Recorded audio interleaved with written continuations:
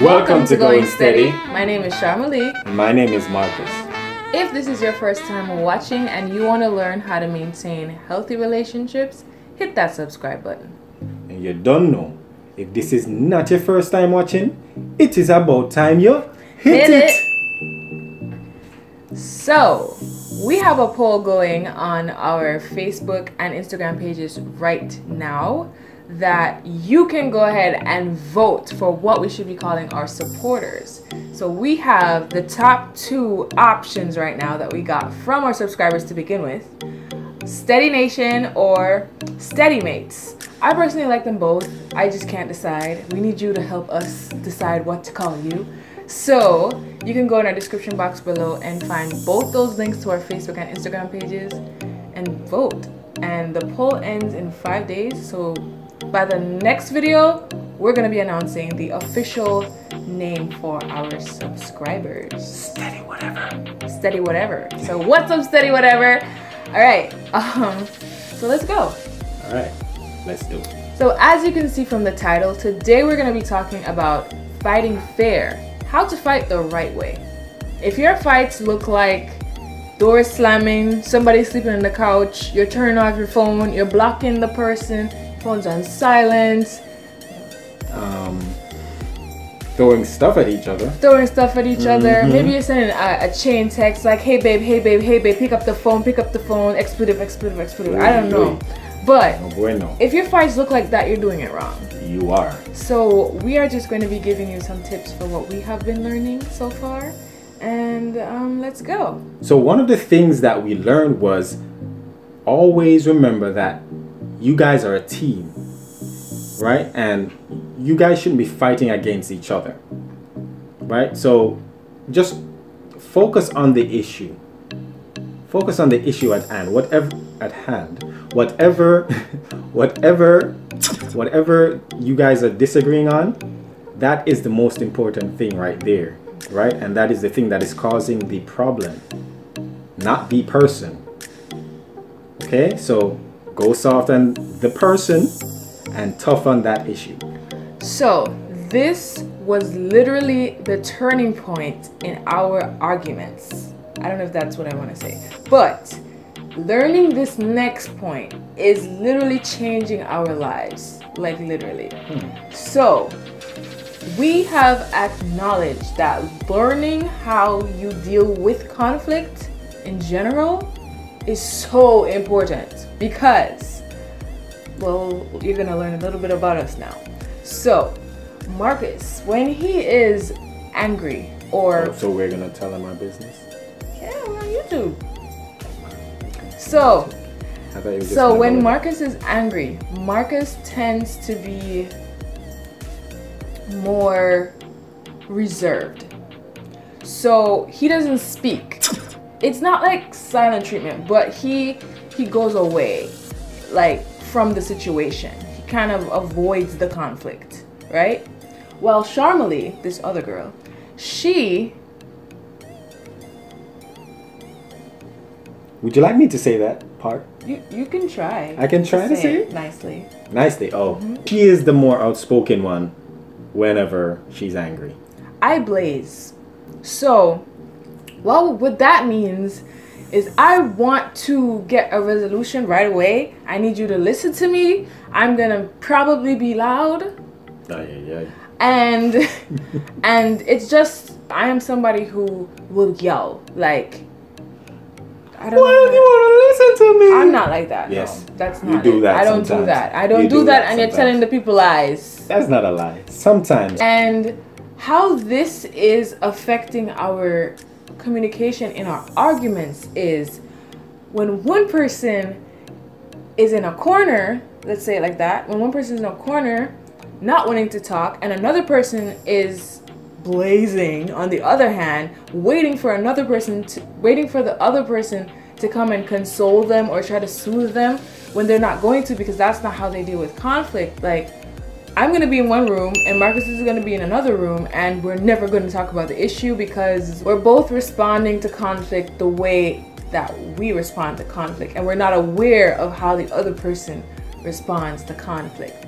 So now that we know this, it's like just being aware of how, just because I know how he responds to conflict, no matter how upset I get, there will be a point when I know that he's not gonna come to me, because he's not gonna come to me. Yeah. And if I get to that point, then we can reach resolution, because I'm aware, like I'm not like at 100 anymore. Like I'm coming back to my senses, because when you get angry, you lose your senses.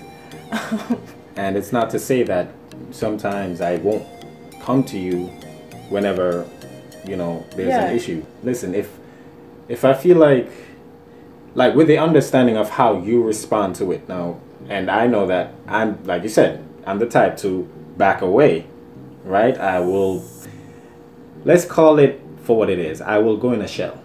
Yeah. Right? I will go in a shell, literally. Right? And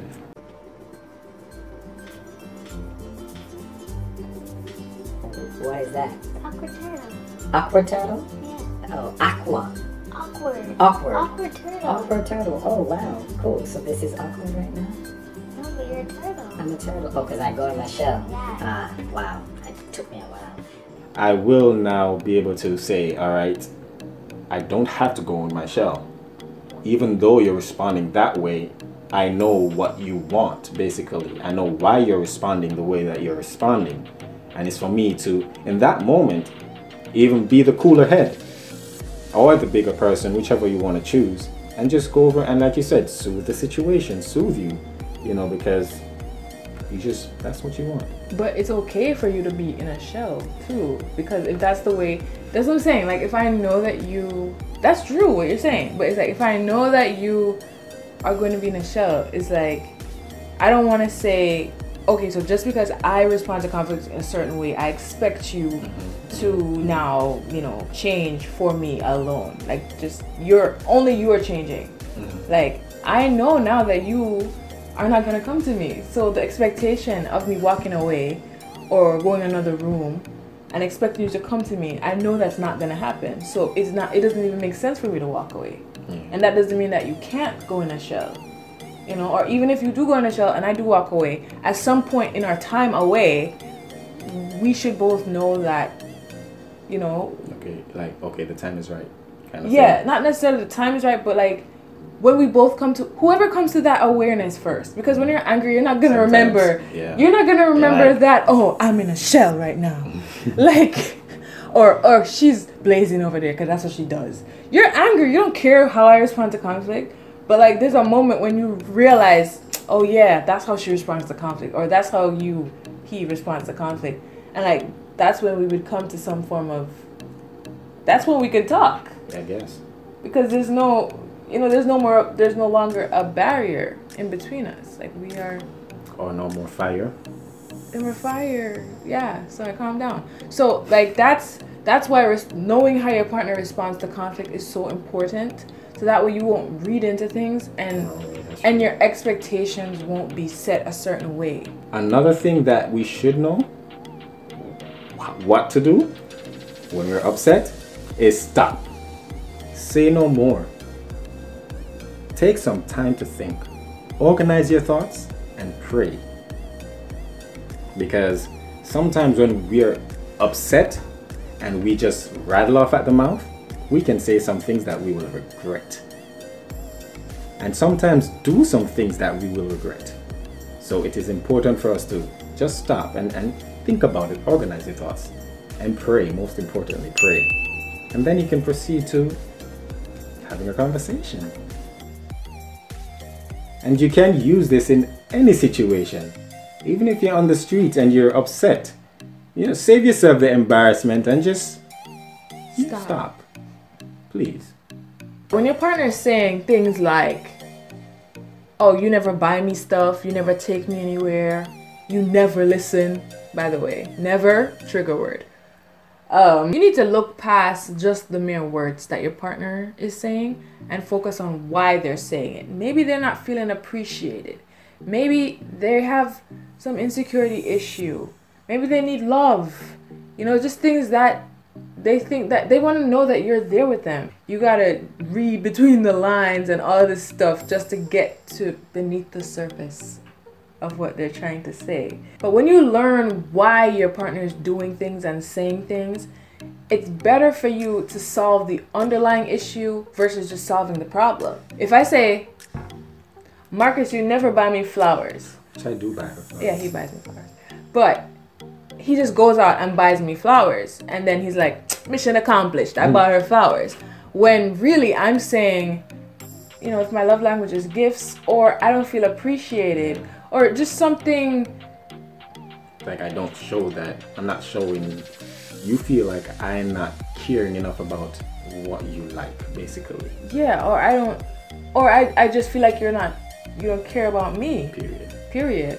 Because I don't see, because my love language is gifts and you're not giving me gifts. But like, if you don't think about why I'm asking for flowers and just go out and buy me some flowers, then you're gonna miss the point and you're gonna always go through this process and I'm just gonna pick the next thing and the next thing and the next thing. And the flowers won't satisfy what I actually need. Because what I need is your affection and your care. Because I was gonna ask, what would the person need to do in a situation like that? Like you need to pay more attention to your partner in that case. You need to be showing more care to your partner. Not necessarily just going out and buying them whatever they're asking for. You know, just... Okay. So should there be like a conversation in that? Should the person that is being accused of not doing the thing, should that person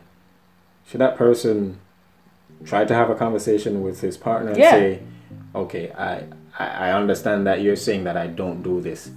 You know, I would love to, and it's not like I don't want to, right? But it's like that conversation then can get to the root, like you're saying, the underlying issue of the problem. Yeah. What I would do, I would honestly get the flowers and in the conversation, like make a conversation from the flowers. So like it depends. Because if she's complaining about a ring or something and she's like, oh, when are we gonna get married? You know, I'm ready to get married. Like, okay, baby, here's the ring. Let's have a conversation. You don't want to do that. you don't want to do that. But the reason behind that could mean, you know, she doesn't feel secure in the relationship. You know, like she doesn't know if we're going. She wants to know what your intentions are. You know, she wants to know where you're going with the relationship, or she feels like you're not committed. But there needs to be a conversation. Especially if it's been 9 years. Especially if it's been 9 years. Are you trying to do that? Is that somebody's business? No. Is it 9 years or something? No, it wasn't. Okay. I was just saying, like. Okay, so. I hope not. So I guess you have to judge the scenario or the situation, because that one's like it goes in a separate box. If you have any other situations that, you know, we're not mentioning and might not fit with this topic or what we're trying to advise you on, please email us at keepongoingsteady@gmail.com. We will keep your information confidential and try to give you the advice without, you know, giving everything away. So those are our 4 tips on how to fight fair and, you know, how to fight the right way, because you have to fight. You have to. But you want to fight together as a team and not fight against each other. Paul said I fought a good fight. So there are good fights. So fight that good fight for your relationship. What he said. Well, thank you so much for watching. We hope that this was helpful. And if you guys have any questions or anything to add, please comment down below or send us an email at keepongoingsteady@gmail.com. Okay? It is important for you to like and subscribe. And also, please click that notification bell so that you can be notified when we put out a video. What else am I missing? Am I missing anything? I think that's it. I hit that down. Alright. just one more time, don't forget to do the poll. Yes, please. Because right now is winning and I need you to vote for. Okay. Okay. So don't forget to go on our Facebook page and our Instagram page. Links are in the description box below. And that's it. That's it. Alright, so I ate that. We don't have nothing more to say. So until next time, big up yourself. I had a feeling you were going to do something.